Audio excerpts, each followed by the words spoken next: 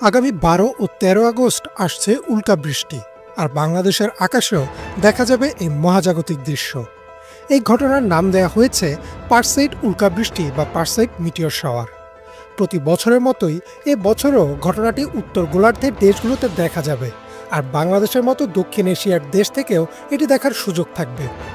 Life সায়েন্সের একটি প্রতিবেদন মতে এবছর একটি বিশেষ দিক হলো এটি ঘটছে পূর্ণিমার পরপরই, অর্থাৎ আকাশে চাঁদের উজ্জ্বল আলো থাকবে, যা অপেক্ষাকৃত অনুজ্জ্বল উল্কাগুলোকে আড়াল করবে। তবুও জ্যোতির্বিজ্ঞানীরা আশাবাদী যে উজ্জ্বল উল্কাগুলো খালি চোখেই দেখা সম্ভব হবে। পারসেইড উল্কাবৃষ্টি আসলে কোনো বিরল ঘটনা নয়, এটি প্রতি বছরই ঘটে যখন পৃথিবী সুইফট-ট্যাটল ধূমকেতুর রেখে যাওয়া ধূলিকণা ও ক্ষুদ্র শিলাখণ্ডের মধ্য দিয়ে অতিক্রম করে। আর্থ স্কাইয়ের একটি প্রতিবেদন অনুযায়ী এই ধূমকেতুটি প্রায় ২৬ কিলোমিটার ব্যাসের এক বিশাল মহাজাগতিক বস্তু, যা প্রতি ১৩৩ বছরে সূর্যকে একবার প্রদক্ষিণ করে। এর কক্ষপথে ছড়িয়ে থাকা ধূলিকণাগুলো প্রতি বছর আগস্টের মাঝামাঝি সময়ে পৃথিবীর পথে আসে। পৃথিবীর মহাকর্ষীয় টানে যখন এই কণাগুলো বায়ুমণ্ডলে প্রবেশ করে তখন সেগুলো জ্বলে ওঠে। উল্কাবৃষ্টিকে আমরা অনেকেই শুটিং স্টার বা খসে পড়া তারা নামেও ডাকি। এই বছরের পারসেইডের সর্বোচ্চ সময় বা পিক টাইম হবে বাংলাদেশ সময় ১২ আগস্ট রাত থেকে ১৩ আগস্ট ভোর পর্যন্ত।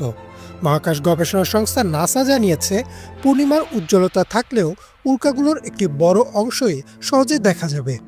বাংলাদেশ থেকে যারা দেখতে চাইবেন তাদের জন্য সেরা সময় হবে রাত ১টা থেকে ভোর ৪টা পর্যন্ত, যখন আকাশ তুলনামূলক অন্ধকার থাকবে, ফলে উল্কাগুলো বেশ স্পষ্টভাবেই দেখা যাবে। পারসেইড উল্কাবৃষ্টির ইতিহাসও কম বিস্ময়কর নয়। প্রাচীন চীন রেকর্ডে খ্রিস্টপূর্ব ৩৬ সালে এই ঘটনার উল্লেখ পাওয়া যায়। মধ্যযুগীয় ইউরোপে একে বলা হতো টিয়ার্স অফ সেন্ট লরেন্স, কারণ এটি সেন্ট লরেন্স শহীদ দিবসের কাছাকাছি সময় ঘটত। আজও বিজ্ঞানীরা এর গঠন ও ধূমকেতুর গতিবিধি নিয়ে গবেষণা করছেন, কারণ এ ধরনের ধূমকেতুগুলো মহাকাশে পানি ও জৈব যৌগ বহন করে থাকে। শুধু পারসেইড উল্কাবৃষ্টি না, এবছর আরও বেশ কিছু উল্কাবৃষ্টি দেখা যাবে। পরবর্তী বড় উল্কাবৃষ্টিটি হবে অক্টোবরের শুরুতে, যার নাম ড্রাকোনিডস। এরপর অক্টোবরের শেষ দিকে আসবে ওরিয়নিডস, আর ডিসেম্বরের মাঝামাঝি সময় দেখা যাবে জেমিনিডস, যা উল্কার সংখ্যা ও উজ্জ্বলতার জন্য বিখ্যাত। ১২ ও ১৩ আগস্টের এই রাতটি শুধু একটি জ্যোতির্বৈজ্ঞানিক ঘটনা নয়, বরং আকাশপ্রেমীদের জন্য প্রকৃতি ও মহাবিশ্বের এক উন্মুক্ত প্রদর্শনী। যদি শহরের আলোক দূষণ এড়িয়ে পরিষ্কার আকাশের নিচে যাওয়া যায়, তবে চোখের সামনে দিয়ে আকাশে ছুটে যাবে একের পর এক আলোর ধারা, যেন নক্ষত্ররা পৃথিবীকে শুভেচ্ছা জানাতে নেমে আসছে।